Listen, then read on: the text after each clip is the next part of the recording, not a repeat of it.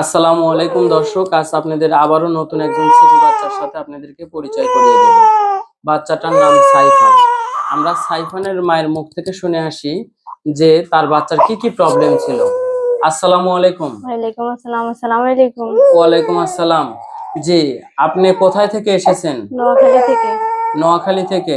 আচ্ছা, আমাদের সাথে আপনি কিভাবে পরিচয় হইলো? অনলাইনে ভিডিও দেখে। অনলাইনে ভিডিও দেখে। জি। আচ্ছা, এখন আপনার বাচ্চার কি কি প্রবলেম ছিল? বাচ্চা গার্ড ধরে রাখতে পারে না, দাঁড়াইতে পারে না, হাঁটতে পারে না, হাত দিয়ে কিছু ধরে না, শোয়া থেকে উঠতে পারে না। আচ্ছা আচ্ছা, এখন আপনি আমাদের কাছে ট্রিটমেন্ট নিলেন কয়দিন আপনার বাচ্চার? 13 দিন ট্রিটমেন্ট নিলাম। 13 দিন চিকিৎসা নেওয়ার পরে কোনো পরিবর্তন বুঝতে পারছেন? জি, বুঝতে পারছি। কি বুঝতে পারছেন? এই 13 দিন চিকিৎসা নিয়ে আমার বাচ্চা গার্ড ধরে রাখতে পারে। বাকিটাও হয়ে যাবে ইনশাআল্লাহ। জি, ইনশাআল্লাহ।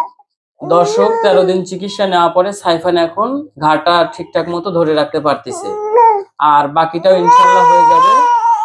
নেক্সট ভিডিও দেখতে আপনারা আমাদের সাথেই থাকবেন। আজ এই পর্যন্ত সমাপ্ত।